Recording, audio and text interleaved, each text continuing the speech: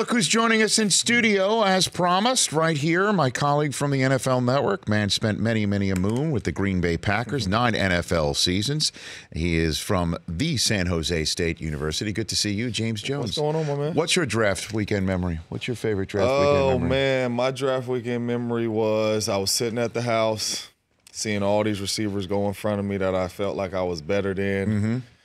And I got up and I said, I'm out of here, turn the draft off. And my wife was like, no, just wait, a couple more picks. And then seen a 920 area code pop up on my phone. Coach Mike said, "It's James?" And I said, "Yep." He said, "We're going to take you with this next pick." And I thought it was one of my buddies messing around. So I'm like, man, who is this on the phone, man? Stop playing. He said this? Yeah. And Coach Mike, me knowing him now, was like, Is this James? With, a deep little voice. And I'm like, oh, man, this is real, man. Next thing I know, it was 50,000 people in my little apartment, man. Everybody excited, man. It's a special time, man. So you were just watching the screen. Just watching the screen, and I'm out. seeing all these guys go, man. I'm seeing all the Jacoby Joneses, everybody going, and I'm like, dang, man. So I'm like, I'm done watching this. I'm going to turn it off and, go watch. My buddy played arena football, so I said, I'm going to go watch some arena football. And my wife talked me into watching a couple more picks, and then that's when I went. Okay. Did you have a meeting with Green Bay? Did you have a workout with Green Bay? Never talked to Green Bay one time. Get out of here. Never talked to Green Bay one time at the Combine. Had no clue. I thought I was going to go to the Falcons. The Falcons was the one team that was met with them as a whole coaching staff, receiver coach, owners, everybody. So I came home from the draft. I'm telling my family, like, listen, man, hey, keep your eyes open whenever the Falcons is on the clock because we're going to the Falcons. I never spoke to the Green Bay Packers one time. So when you got the call from Mike McCarthy, was he getting his back worked on? Was somebody getting in there? No, I think he was extremely focused at that time right there. I don't think he was getting his back worked on. We'll get to that in a moment. Let's talk about the latest rumor, or let's put it this way, report that after all of this, and by this I mean from Combine to this very Monday of draft week, that Kyler Murray was absolutely going to be the first overall pick in the draft because of so many of the connective tissues between the coach and Kyler Murray and the offense being brought in. What do you make of the report that the Cardinals, in the state in which you live right now, are going to go in a different direction when they're on the clock Thursday night? I think it's the Cardinals trying to basically trick everybody. How so? I think Kyler Murray is their guy. I think they're coming out saying this stuff right now because they're trying to get some trade value for Rosen. And you come out, you say he's such a great leader, he's such a great player, he's impressing the socks off the coach in practice. You come out and you say all these things, oh, man, we're not thinking about taking a quarterback now because what we've seen from Rosen. You say all these things because you want to get some good trade value for him. And the market's probably not that good right now, so you keep pubbing him up, and hopefully a team takes a chance on him. But I still think this is a no-brainer. I still think you got the coach you wanted. He's going to put in the offense that fits around Kyler Murray. Your offensive line is not great. This kid is mobile. This is the right pick. I think this is a no-brainer for the Cardinals. James Jones, the NFL Network analyst here on the Rich Eisen Show. What are the odds, though, that Rosen did come in the offseason workout program week and did, in fact, get on the field and throw it around a little bit, and the coaches saw and Kingsbury got his first personal look-see at this quarterback and said, hey, maybe this is where we should go because we have so many other holes to fill. It's very good odds. We're talking about a top 10 pick last year. We seen this kid standing in the pocket at UCLA making great throws. Whether it's back shoulder throws, whether it's 7-step drops and the ball's out on big-time post. We know he has a big-time arm. We know when he's protected and he's standing in the pocket, he can make every throw. We seen some of that last year when he was protected. He made some great throws. So I'm sure with the eyeball test as a new coach coming in, you're looking at a first-round quarterback. So when you're at practice and the pocket's clean, I'm sure they're like, dang, this kid can't sling the ball. He can throw it.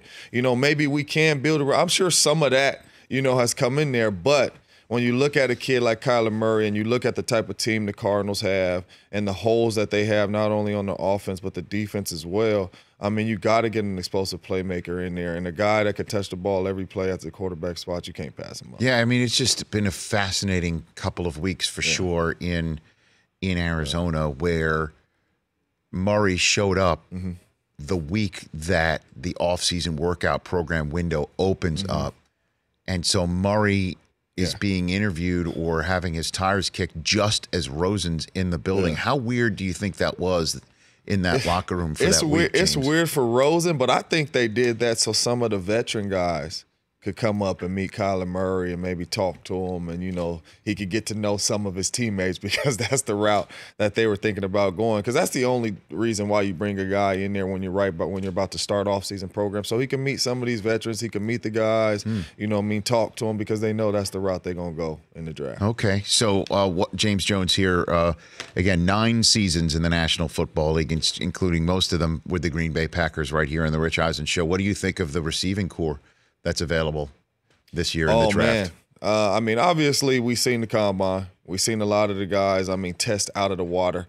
But all my years in Green Bay and all my years playing, and even now when you look across the National Football League, a lot of the big-time wide receivers are late-round picks. And when I say late, I mean second, third, fourth. Spoken like a true third-round pick of the 2007 draft. But when you think of the Antonio Browns, the Jarvis Landrys, the T.Y. Hiltons, the Devontae Adams, I mean, these guys, the Keenan Allens, I mean, these guys are late picks. So Edelman, too. You can go all the way to the last round. You could keep going. I mean, a lot of the top receivers in the league are late-round picks. So I'm not really a fan on, get this guy in the first round and he can, change the whole season. There's very few Julio Jones and Calvin Johnsons out there. You know what I'm saying? So I look at guys going in the second, third round. I love Keyshawn Johnson out of Fresno State. I love Stanley Morgan Jr. out of Nebraska. I think these are 2 guys that could come in right now that you could get in the second and third round. Going to be immediate impact players, immediately starters on your football team. And if these guys come out last year, especially Stanley Morgan Jr., he's possibly a first-round pick. So I look at guys like that. I'm excited about to see where they go, because I think they can land in some good spots and they can be the top guys in this league. So what is the prototypical receiver, do you think, that needs to be, if you could build one for the 2019 NFL season, what would that be? What do you need? Or is it just still the same attributes to succeed at the position? I think in the National Football League, one thing receivers need to know how to do is run routes. Like, you're going to find those guys who can run 4.3. You're going to find these dudes who are big and strong. But if you cannot run routes and separate and get in and out of your break, you're not going to be successful. And that's what happens. A lot of these guys that are in college and they come out and they test well, and you coming from Alabama or you coming from these big-time schools where your quarterback is well protected and you got 9 seconds to run a route and you got all day to get open, you look good.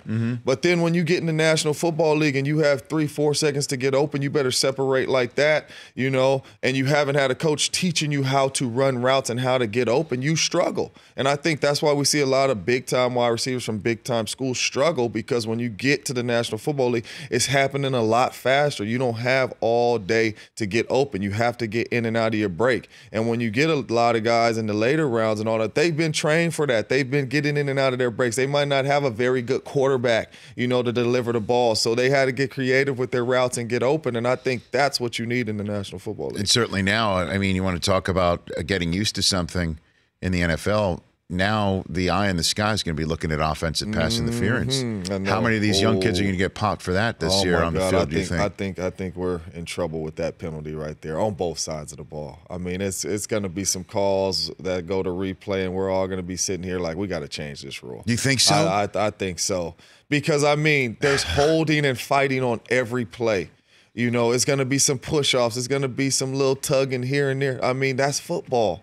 So now you get to challenge that and come in and challenge these pass interference and things like. I think the NFL has made a big mistake, and I do not like the rule.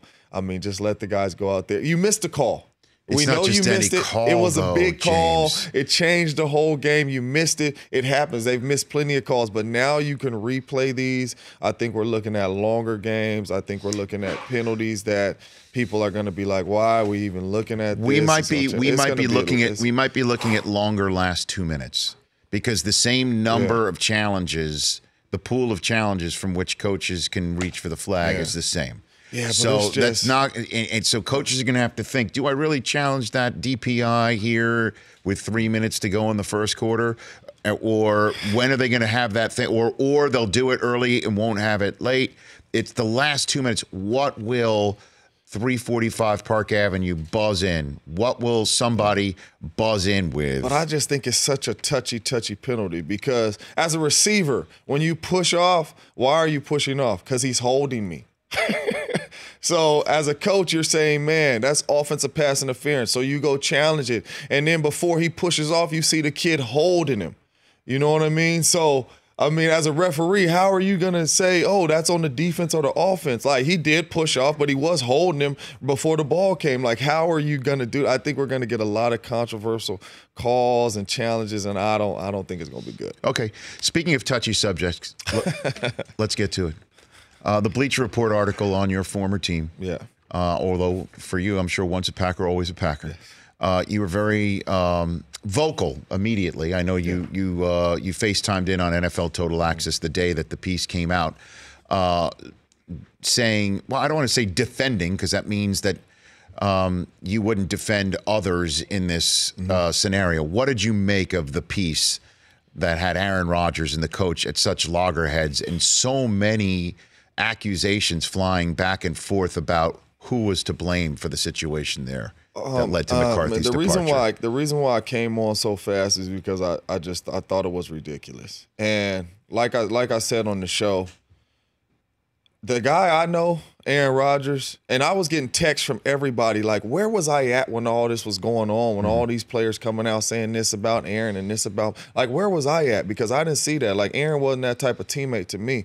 And when I listen to these players talk, the first thing I think about is the locker room code. If I got a problem with Rich, I'm not going to go on Total Access and say, man, I got a problem with Rich. I'm going to talk to Rich in the back and tell Rich, or I'm going to call Rich and I'm going to tell Rich, man, look, this is the problem we have. So I felt like, number one, Jermichael, Greg Jennings, if you got a problem with Aaron Rodgers, man, call him. Don't put it all in the media saying this stuff, that stuff, because you know 9 times out of 10, Aaron Rodgers is not going to come out in the media and defend himself. You know, he's just going to let it brush over like whatever. I'm not really paying attention to that.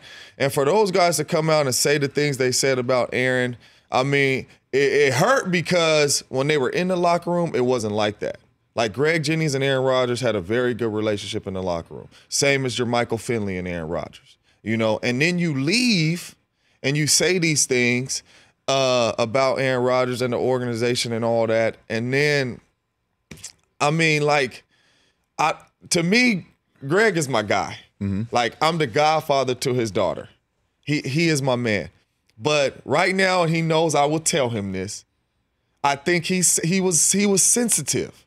He was sensitive because, you know, maybe Aaron Rodgers didn't come out and say, man, we want to keep Greg Jennings and all that. When he was in his free agency. When he was coming for a free agent. I don't know why exactly he's sensitive. Maybe when we were on the field and Aaron Rodgers said, oh, man, you come get him. If you really know Aaron Rodgers is a comedian in the locker room 24/7. All he does is joke. So if you know Aaron and you and Aaron are out here killing every team we play, like your stats are out of the water. You think he really wants to let you go? I think he was really sensitive, and I think it hurt him, the comments that he said. But still, man, you don't turn around and say that about your brother. Well, so again, you're referring to the Carlos Rodgers scenario in the piece where he's playing for the Niners and with Jennings balling out, he says, why don't you come get him next year? Because Jennings was having an issue getting a long-term contract at the time. And if G know Aaron, he knows all jokes. Well, he does kind of know him, though. So that's kind of the head scratch. Like, look, Jermichael Finley, I knew was sort of a foregone conclusion that he does not like Aaron Rodgers, and he will. I mean, all the things 12 has done for him, I don't even see how you could come out and even talk bad about a guy like that. I mean, this is a guy that, you know, team meeting over, everybody going to sleep. I'm coming into your room, making sure you know these plays, making sure you know the assignments. You know, you get hurt, I'm the first one at the hospital. You know, him and Jermichael Finley in practice. He always helping J. Mike, always was there for J. Mike. So I don't know where these comments are coming from J. Mike saying Aaron's such a bad teammate and things like that. Because from what I've seen, I mean, J. Mike should have been like me, the one coming out, having Aaron's back, all the stuff he's done for him. Well, and it's Jennings. I didn't realize how deep the animus was for him towards Rodgers. He said that he has called Aaron when he's tried to. Yeah. And what has he told you, if whatever you can share? To be honest with personally? you, when I talk to Greg, I don't even talk to Greg about the situation. I've never sat down and been like, Greg, man, why are you and Aaron? You know, I haven't even talked to him about the situation. But me knowing Greg, right. and me knowing Greg extremely well, I just feel like, and like if he was sitting right here right now, I would tell him, man, stop being sensitive, man. Well, what about the idea? Because he did, when he was on the show, he even said to me when he was sitting in that chair that Rodgers would change plays because he did not agree with what was coming out of Mike McCarthy's headset. Is that does that ring true to you? Certainly what happened this last season. So this is it. So Coach Mike came in there his second year and said he's a team meeting. The ball is in the quarterback's hands. He can get and change into any play he wants to get into. And we all sat in that meeting like, thank God, like, man, Aaron could get to any play, change any play. Like, this is going to be good. And that's when we really took off with the no-huddle offense. Now, it's some plays that will come in and will be strong right 324 Denver's, one of our favorite third down plays. Mm-hmm. Aaron will hear the San Francisco 49ers over there, hey, watch Denver, watch the slants. That's the play. We're not going to run that. Right. You know? So as a smart quarterback and as Coach Mike putting the ball in his hands, all right, let's get out of this play. So why does it come out that with the spin that Rodgers is being mutinous and McCarthy is being clueless? Why is that spin out there? Best you can tell me, James. To be honest with you, I think when you get like a lot of the new guys that come in and they may see it for the first time of Aaron change a play and they hear it through his headset that this is the play and Aaron changes the play, they may be coming from Jacksonville. They may be coming from places where this is not allowed. So now you're looking at it and you're like, oh my goodness, he's changing the play. Well, he has the ability to change the plays. And every time him and Mike came in and had a team meeting and we were watching film of him changing plays and all that, it was nothing said. It was nothing said. Now, in meetings with him and Mike alone, I don't know, but it was nothing said. It was maybe you could have got to this, or maybe you should have did that, or maybe you could have left it on and it might have worked, but it never was like an argument of stop changing the plays, and it never was none of that. Last two questions for you on this, James Jones, before I send you up to 405 to the NFL Network to be on NFL Total Access. So the McCarthy portions of the story, did any of that ring true, that he would leave meetings towards the end, best you could hear, to get his back work done? I was not there, but this is all I'm going to say. When I was in Green Bay, I had a steady schedule. So I would go to work, practice be over at 5 o'clock. I would go see the family, come back, kids go to sleep. I come back like 8, sit in the sauna, sit in the jacuzzi, try to get my body to recover. When I pull up, Coach Mike's still there. When I'm leaving 10 o'clock at night, Coach Mike's still there. Coach Mike was one of these coaches that is in the building at 6 in the morning, out at 12 every day. So when people come out and they say, oh, Coach Mike it's hard for me to believe because I know what it meant for Coach Mike to win. He used to always come in the team meeting and say, nobody cares about no stats, nobody cares about nothing. The only thing we care about is winning. So it's hard for me to believe that Coach Mike is sneaking somebody in, getting massages, and that's what everybody's talking about now in Green Bay, or But the coach I know, Coach Mike, night and day, 24/7 in the building, trying to get better, and that's the Coach Mike I know. So it's hard for me to believe that he's in while we're practicing or in meetings, he's up there getting massages. And last one, what about the here and now? What are you hearing about Rodgers with his new coach, Matt LaFleur? I've said on this show that Rodgers is way too smart to not realize that this is the last 5-6 years of his window of his championship viability here, and that if this guy has any remote clue, he's going to try and work with him, and if not, maybe he'll try and figure something out of his own right. But no doubt, to sabotage it, I don't think makes any sense to me. No, and right now, and you hit it on the nose. Or being difficult. Aaron understands right now, and he just signed a big deal, but he knows we got a small window. It's not I got 10 years left. It's I got probably 3, 4, 5 years at a high level playing this game. So we got to win now. And when I sat down and talked to him and Devontae, I mean, they're excited about it. He sat down with the new coach, had dinner with him and all that, and excited about what he got going on and, the things he's going to be able to do on the offense. So he knows it's time to go. It's a short window, and we got to get it done now. So I don't think you're going to see no problems or, have these articles come out of him and the coach headbutting and all that. Now, they both competitors. They're going to want to win. I mean, we all understand that. But I think he's excited. He's ready to go because he knows the window's small. We got to go win some Super Bowls. Any idea what the offense is going to look like? Is it going to be different? I think a lot of it'll be the same with a couple little tweaks here and there, but I think he'll keep a lot of the stuff Aaron Rodgers was doing that he really loved under Coach Mike, maybe named a little different and things like that. But I think a lot of it'll be similar with a little tweaks of the way he likes to call games. Good to see you at 89 Jones NTAF. That's James Jones on Twitter. Check him out on NFL Network tonight and also all week long.